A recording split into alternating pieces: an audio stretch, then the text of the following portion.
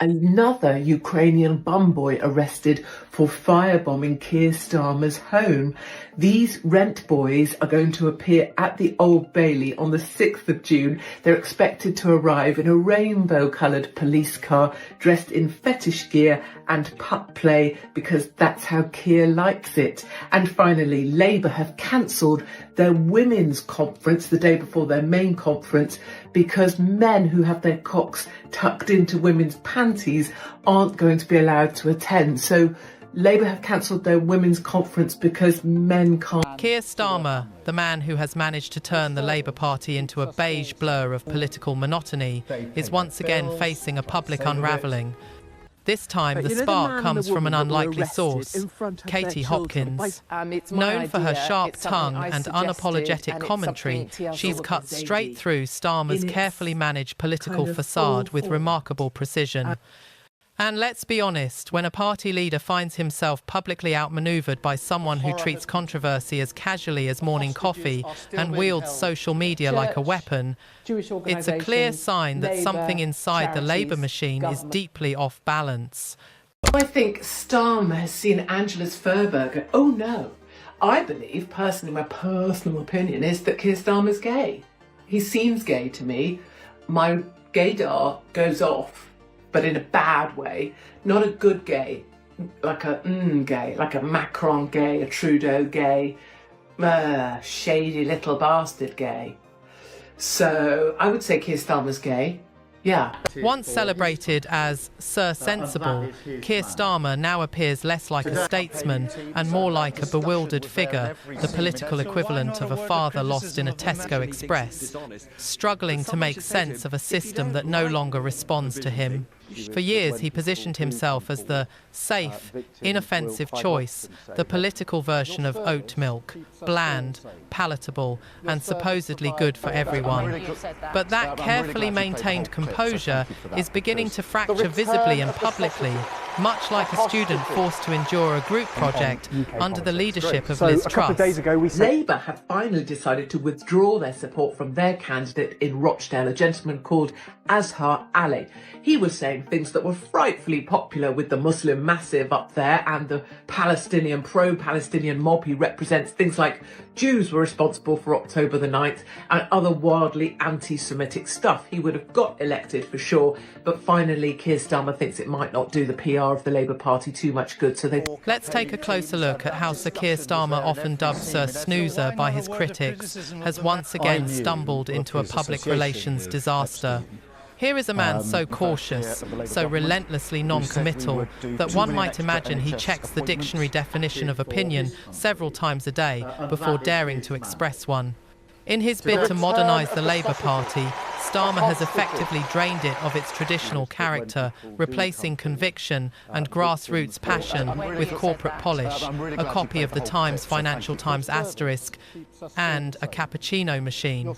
The mainstream aren't keen to carry into this week, which is the story of the non-English speaking Ukrainian bum boy that set fire to Keir Starmer's apartment, his home, his old car and all sorts of other things. Rumour has it the bum boy was recommended to Keir by Zelensky, who'd used him often and found his services to be very enjoyable. And then enters Katie Hopkins, armed not just with sharp words, but with a verbal arsenal honed by years of unapologetic confrontation.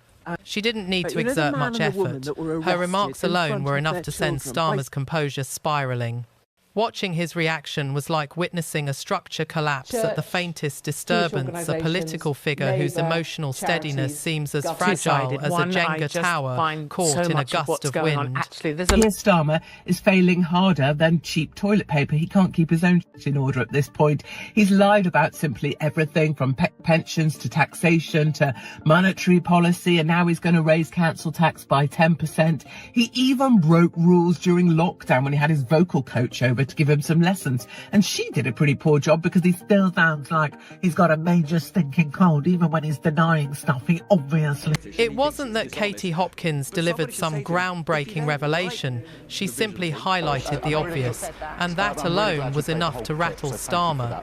In an instant, the man once branded as a prime minister in waiting seemed to slip into a moment of self-doubt. questioning his own purpose faster than any focus group could spin a new line.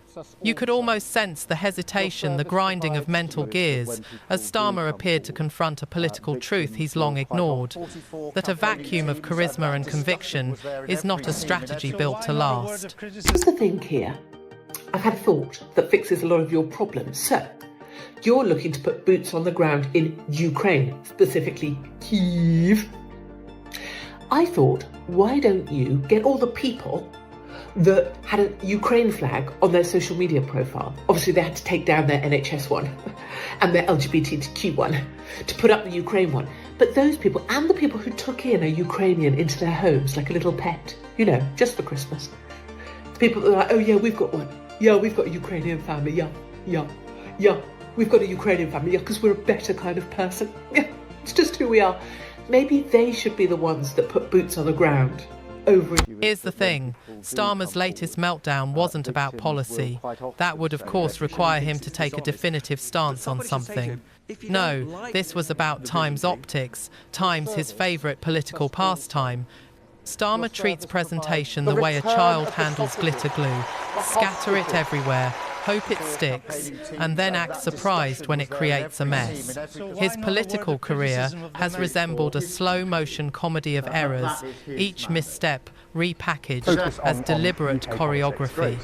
Watching his trajectory often feels like observing a well-meaning amateur trying to perform the moonwalk. Awkward, uncertain, and only faintly impressive if you squint hard enough. He began as a respected human rights lawyer, a role that inspired some to believe he might stand for principle and justice. But centrism dulled that promise, leaving him adrift, as if he'd accidentally joined the wrong political meeting and decided to stay. At one point, he even pledged to nationalise the railways, a rare moment of apparent conviction that, for a brief second, almost looked like leadership. Breaking news here in batshit bonkers Britain, where Boris Johnson has come out swinging. He says that Keir Starmer is a ball-munching, manacled gimp of the EU, and he's quite right, of course. Keir Starmer has now given away our fisheries. For 12 years, the French can... At times, Starmer seems to perform for the city's financiers like a conflicted poet in a dimly lit club, assuring investment bankers that their pursuit of profit is merely passion misinterpreted. If he were an object, he'd be a weather vane with a law degree and a knighthood constantly spinning, never quite certain whether to face left, right, or somewhere in between. Then there's his record as leader of the opposition, a title that suggests far more resistance than he's shown. Starmer confronts government failures with all the force of a blunt instrument, offering criticism so muted it barely registers. While the Conservatives lurch from scandal to scandal, treating misconduct almost as a national pastime, Starmer stands at the sidelines holding a metaphorical please sign, politely asking whether, perhaps, they might consider dialing down the corruption just a little. Keir Starmer now says he's the guy that's going to control our borders. The same Keir Starmer that decriminalised illegal immigration, has prioritised illegals over our own good people, has thrown them into hotels and generally prioritised them for housing as well, and wanted to make sure that anyone who spoke out against illegal immigration was called far right and put in prison. But now suddenly he's all for it. He also says that those arriving in our country should speak English. Maybe he could go to Birmingham or Bradford or Luton or Leicester or any other of his voting areas and say that, because none of them will understand a bloody word. Starmer's sense of urgency sits somewhere between a cat waking from its fourth nap of the day and the BBC weather forecast cautious, measured and devoid of any real energy. His version of opposition is much the same, technically there, but barely audible, like a whisper competing with the noise of a rock concert. Then along comes Katie Hopkins, effortlessly dismantling his carefully curated image, as if it were just another errand on a quiet Tuesday. No briefing notes, no strategy, just blunt honesty. And it works. Starmer, a man who has spent years mastering the art of sounding decisive while saying virtually nothing, is suddenly exposed. This is a leader who rarely allows a thought to leave his lips without first passing through a dozen layers of approval, a moderation panel, a risk team and a focus group somewhere in Milton Keynes. So, when he's confronted with raw, unfiltered criticism, his instinct isn't to counter, it's to freeze, to panic. Because for all his political polish, spontaneity remains his greatest weakness. My name is Keir Starmer, and I'm here to fuck the foundations. When I became your Prime Minister, not only did I get new hair and glasses provided by a donor who now has full access to 10 Downing Street and my bedroom, we were promised three things. Number one, we would be fully costed and fully funded. We're so fully funded and fully costed, we're essentially just like Katie Price, or HS2, or the public sector in Argentina pre-Milei, depending on your sense of humour. In order to make the £22 billion hole in the budget even worse, we have spunked a whole bunch of cash at train drivers and junior doctors. This guarantees two things. Number one, they will vote Labour. Number two, nurses and teachers will be on strike again. Meanwhile, Katie Hopkins appears as if she's merely stepped out for a casual coffee, not a political confrontation. Yet within moments, she dismantles Starmer's composure with surgical ease. Watching the exchange felt like witnessing someone deflate a bouncy castle with a single raised eyebrow, no fuss, no theatrics, just quiet, effortless destruction. Starmer responds with his trademark expression, that blend of vague concern and mild disappointment, the same look he often gives Labour voters who dare to ask for clarity. But it lands with all the force of a damp tissue at a funeral.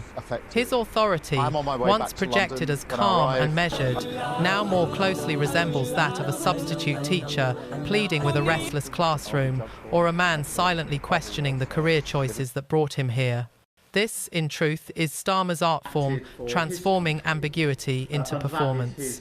He's a leader desperate to be everything to everyone, reassuring the left-wing idealists, placating the right-leaning moderates, soothing the centrists, and even charming the apolitical. Anyone, it seems, as long as they're polite enough to applaud and perhaps offer a slice of Victoria sponge. The outcome? A confused political chorus of safe phrases. We must listen carefully, we must be bold, and we must act responsibly, none of which actually times anything. It's political Jenga in motion. Starmer keeps pulling away the foundations of conviction, then looks bewildered when the entire structure collapses around him. Morning, it's Keir here.